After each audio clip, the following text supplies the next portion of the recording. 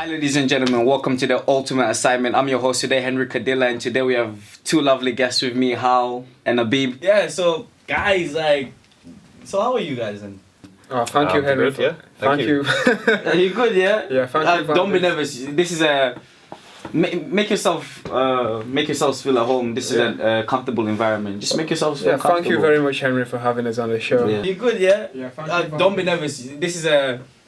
Make yourselves feel at home. This is a comfortable environment. Just make yourselves feel comfortable. Thank you very much, Henry, for having us on the show. Yeah. We're definitely pleased here to So I get understand You're in your last year, in the last few weeks of your course then? Yeah, we are. Last few weeks, almost done. Almost heading to university. Interesting. So has it been a good 2 years then? Wow, it's been amazing. Yeah, a lot of stuff's been learned. I mean, Yeah? we've learned a lot of skills, and it's been tough. It's been hard, but we've gone through it. Up and downs, isn't Yeah, it? There's always up and downs. Yeah. First question. Pre-production. I feel like that's a big part of this course, isn't it? The pre-production stage. Yeah. So can you tell us a bit about pre-production? Pre-production is literally the foundation for the production. Production, yeah. It's basically you're preparing the production, you're preparing the scripts, preparing the contingency plans, the storyboards. Yeah. You can't really make a production without pre-production. Without knowing what you're doing, yeah. So we're always told to, we always have to do pre-production. It's mandatory, always. Definitely. How about you? What's your experience with pre-production? Like, how important is pre-production? Yeah, I think it's very important because it's showing your sort of your creative skills, as well as your skills, yeah. Your basically leadership, preparing, Yeah, so failing to plan is basically planning to fail, right? Yeah. So remember that pre-production showing is your important. professionalism and just your organisation as well. Organisation as well, yeah. On your work, so it's all together. It brings your team together, and all that sort of thing. Wow. So as well, risk assessments are a big part as well, aren't they? Oh, risk assessments, Henry, they are the number one. Without a risk assessment, you need to guarantee safety for your production, cast. So exactly, you really need to. You don't want to get sued, do you? No, you definitely don't want to get sued. For sued. example, with lights, we have to always do a risk assessment. So we're using lights that heat up. We have to wear gloves. When we're turning off the lights, when we're handling the lights. The wires. Potential hazard, trip hazard for crew members and cast. Have you ever experienced where something has gone wrong during production, during filming? But because you've already had a risk assessment in place, that kind of made the situation better, do you think? Have you ever had that happen to you? We've really never had a hazardous moment because we've always planned. You've always the planned, pre-production and the hazard, the risk assessment. So it's really vital that we've always been told to do a pre-production, which is vital within this course because we're making productions. But I feel as if that. Because pre-production, right, you're focusing on so much written work, but then when it comes to the actual production, it takes away from it. Like, is it the same with your lot? Yeah. Sometimes that sense of you get that sense sometimes, but we do quite a lot of theory, writing. Production is we always have to do production. Yeah. So how many productions have you lot been a part of during your 2 years? We've done a music video, a film.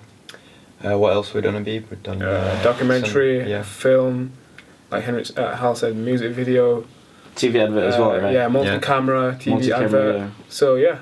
So what was your last production then? Our last production was the the commentary, not the commentary, the documentary. The documentary, right? Yes. Can you tell us a bit about your documentary then? Our documentary. What was the process like? The process was obviously starting with pre-production. From pre-production, we did production, and then after we did post-production, which is editing. So there's three stages: pre-production, production, and post. This is one thing you learn when you study this course.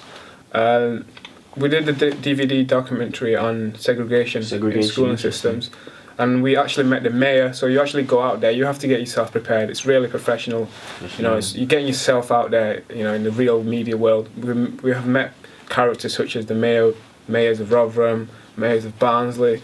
We've met ex-school teachers, because it's based on segregation. So you have to really, it's professional. It's not just like you're just making characters up. You actually go out there. Yeah, so you have to be professional because you also be representing your college. You also be representing Barnsley College. Exactly. So you don't want people to think, people in Barnsley College, students in Barnsley College have very bad manners. Yeah. So professionalism is a very big part as well. Definitely. But would you also say that the course also prepares you for the industry, for the real world industry? For the professional world. It certainly does. You know, studying this 2-year course. For example, our documentary, our teachers recommended us to send it to BBC. Wow, the BBC. Wow, that's quite amazing. Yeah. So you're getting yourself out there. You know, you are already in the industry, so you have to act real professional. Real professional, yeah. You know, so you're working, you know, within industry situations. So yeah. But anyways, let's get into my favorite bit: film studies.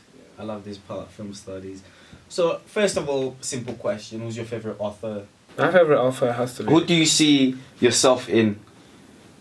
I think as a media student, you're told to be different. You know, bring your own style to the media in production. So I would not say you shouldn't really compare yourself with other Not directors. compare, but who do you look up to? Who do you get your inspiration from as a filmmaker? I like Tim Burton. Tim Burton, yeah. He always uses, you know, like gothic styles, dark themes, Dark themes, yeah. like Alice in the Wonderland, Pirates of the Caribbean. So all these, you know, kind of, you know, it's got a really nice systematic colour and, you know, style to it. Yeah, very, you know? yeah, it's a very different, isn't it? Yeah. How dark is. How about you? Yeah, for me it's I like the epic scale and a bit of story plot twist. But I do like big scale, so like Christopher Nolan and yeah. Have you Akira seen Kurosawa. What's that film? What is his latest film called? I lost it. Christopher Nolan's. Yeah. Interstellar. Yeah. Boom. Interstellar. What an amazing film. What was your opinion on it? I thought it was amazing, like Really? inspirational. Yeah. So, out of everything you've learned during your 2 years, right? What would you do different as a filmmaker? For that Interstellar. Yeah. Film, If you're directing, what would you do different? well, I'd probably cut it down a bit more. Would you? On length of the film. Why is that? Do you think it was too long? For a generalised audience, most people are there and they don't want to be just watching a very, very long film and get bored. Yeah. That's true, but if you look at it these days as well, like with the new latest, for example, Civil War, Batman vs Superman, what was it? The Revenant. They're getting long, aren't they? Yeah, like 2 hours long, 2 hours and a half long. Yeah. From what I've seen, a majority of audiences don't want that. Really? They want a 1 hour, 30-minute film. That's like kind of the ideal one. If it goes over 2 hours. But no, what if it's a good film? Like for example, Star Wars. Did you want it to end? Yeah, Star Wars was great. Did you want it to end? Or let's be honest. No. I personally wanted it to be Well, yeah, longer. when it's a big trilogy like Yeah. that, you're expecting as much as possible out of Yeah. it. But if it's like a new film and it's 3 hours long, No, you mentioned duration for audiences. Yeah. We always taught to consider this in our works, like the advert that we created. You know, it was quite short, snappy. You know, because you want to engage the audiences. We're always told engage the audience real quick, yeah. Because you know you So want you don't want it to drag it out, do you? Yeah, because definitely. people will lose interest, won't they? Yeah. So you just want something quick and snappy. Yeah. So you mentioned your advert. Talk us a bit through the process. Oh, of the advert yeah. was a tea advert. Tea advert. Twinings. So we actually base our adverts on true products. Products, So yeah. it's getting you used to that, you know, environment of real So life. it's teaching you. Yeah, I get what you mean. Yeah. It's teaching you about. So basically, what I think the good thing about the course, I feel like they don't just focus on one thing. Like for example, filmmaking. No, it focuses on different aspects. I guess to give people a chance to experience everything in all the sectors. For example, music videos. Because some people want to be music video directors, but not film directors. Some people want to go into documentaries, but some people want to go into advertisement. So I think that's the good thing about the course, isn't it?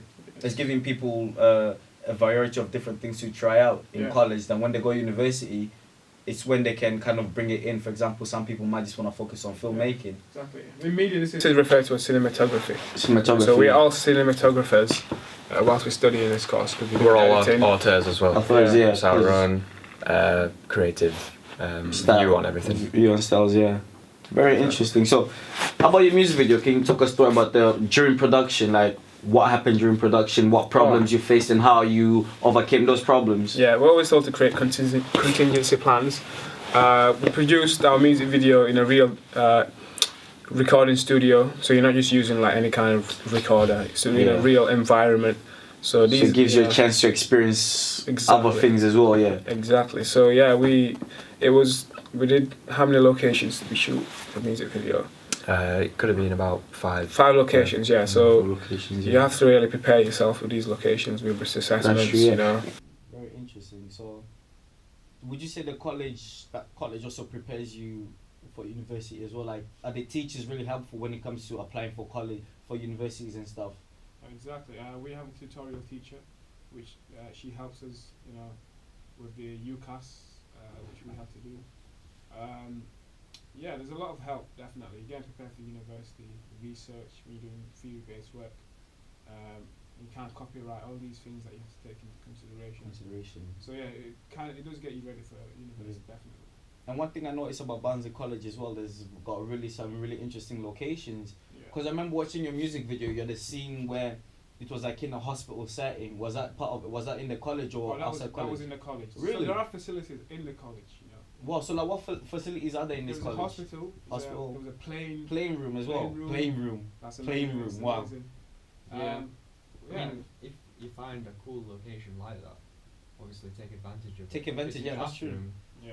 And it's to do with the class, obviously, then do it. But if it's like some sort of office, then you need to kind of be a bit more brave and go out there. Go out there and ask, ask for permission, But can I finding film a the office? playing room, you're not going to find that anywhere else. Anywhere else, yeah, and even a hospital room, to be honest, because in hospitals I don't think they allow There's not gonna be time students, for yeah, Too busy. too busy, that's true, right. And you've, like, right now we're in is it the studio room, right? This is a TV studio. And it's pretty cool, and college pays for all these things. Exactly. It's available whenever you want it to be available. Exactly, providing that you book it out. Book it out first, yeah. So it's getting you really prepared for, you know. And also college provides all the equipment that you need as well, like sound equipment. Exactly. a There's a tripods. facility house. Just like in production, in media, there's always facility houses. So this college has a facility where we can get equipment from. Yeah. Without cost. Or anything like So would you recommend this course to, let's say, your younger brother or any of your friends wanting to go to college? Exactly. If they're willing to become media, practitioners. Practitioners, you know, yeah. Why not? Why not? Yeah. Would you recommend this college to one of your friends Yeah, absolutely. It's the only college I know around that's actually has a studio. as a TV studio? Yeah. Very expensive Top end. cameras and it's Yeah. top end. It's got mixing stuff. Mixing TV stuff, studio, yeah. You know. I mean, it's Video pretty good. mixers. Yeah. It's pretty good. But anyways, ladies and gentlemen, that's the end of the show. Please give another big round of applause to our guest, Habib and Hal. You all have been great. Thank you for being on the show, and Yeah. good night.